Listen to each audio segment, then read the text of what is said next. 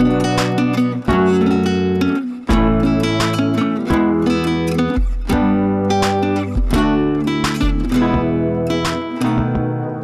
on se retrouve aujourd'hui pour le Dimanche Dixit. Alors, c'est parti, je mélange, j'espère que vous allez bien.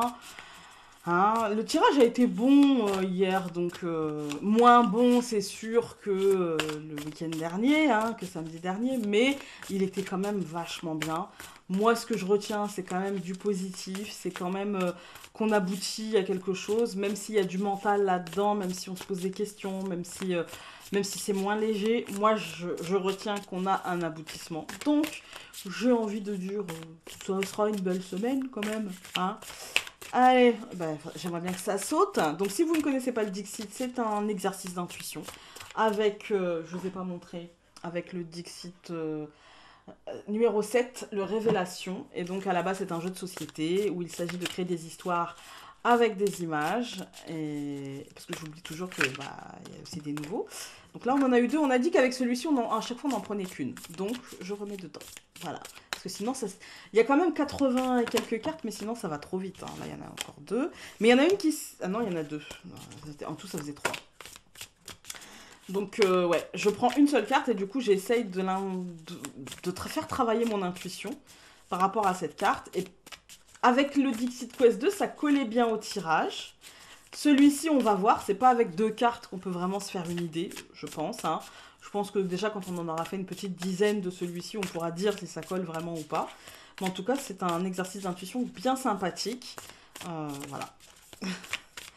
Ça ne veut pas sauter, donc je vais meubler, je vais faire la speakerine. Hein, voilà, que voulez-vous, c'est comme ça. Ça fait beaucoup. Et, une dizaine qui a sauté, je vais peut-être pas prendre les vis. Hein. Et je galère. Ah, il y en a une qui s'est retournée. Bah voilà. J'allais dire, je galérais avec l'ancien quand il restait 3-4 cartes. Là, on est au début et je galère aussi. Donc, je vous la montre. Et avec celui-ci, elle se retourne. Donc, je suis spoilée avant. Alors, ouais, ça me fait penser à un choix, moi.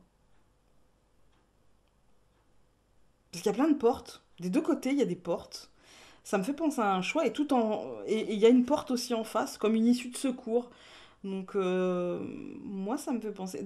D'un côté, tout est très doré, mordoré, un petit peu. Tout est très vivant, j'ai envie de dire. Hein. Et en même temps, bah, comme la vie, c'est très imparfait, en fait. Hein. Mais c'est très vivant. Et de l'autre côté, eh ben, c'est très humain, en fait. Hein. C'est le mental. Moi, j'ai l'impression qu'il y a d'une partie notre intuition, le mental, et qu'on nous demande de faire la part des choses et de rester au milieu, en fait. Et que c'est comme ça qu'on atteindra l'issue de secours. En restant bien au milieu, en fait. Et du coup, en atteignant le bout du tunnel, parce que l'issue de secours, pour moi, la représente un peu le bout du tunnel. Pour moi, c'est vraiment, vous savez, ce mental, pour moi, le bleu, pour moi, de toute façon, c'est le mental. Hein. Le bleu, je sais pas pourquoi, mais dans mon esprit, c'est le mental. Et là, il y a quand même beaucoup de blanc, beaucoup de gris bleuté euh, sur un côté de la carte. Et l'autre, c'est plutôt le blanc, le jaune, le marron. Le... Et du coup, il y a plutôt une notion d'intuition, une notion de, de feeling. Vous voyez voilà, les émotions qu'on sent là, voilà, d'écouter sa petite voix intérieure. Et pour moi, c'est... Parce que finalement, le sol est jonché de pétales, de roses, de... Voilà, donc tout va bien, d'accord. Mais on nous dit, voilà, garde ton côté réaliste.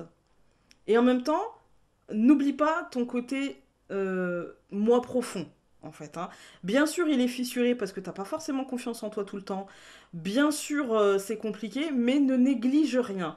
Et puis, peut-être choisir... parce que la vue qu'on a, c'est vraiment comme si on avançait vers cette issue de secours. Et du coup, c'est peut-être par là-bas qu'il faut aller.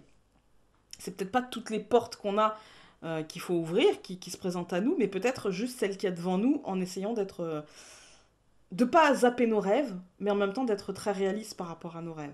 Voilà, ne pas oublier l'aspect terre à terre, j'ai envie de dire. Ne pas oublier l'aspect terre à terre.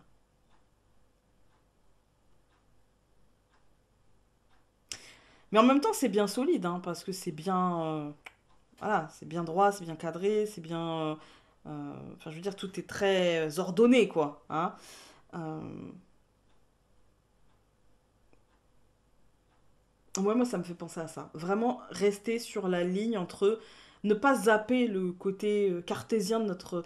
L'aspect féminin, l'aspect masculin, en fait. Vraiment être aussi bien dans notre quotidien, dans l'ici et le maintenant, que dans nos projets, et d'essayer d'être juste par rapport à ça, et de prendre la voie la plus juste, c'est-à-dire la voie qui nous ferait écouter les deux.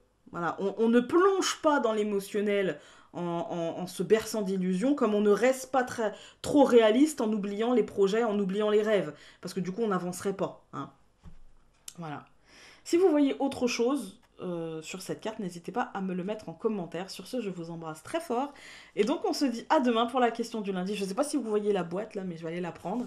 Et on va se retrouver pour la question du lundi. Salut!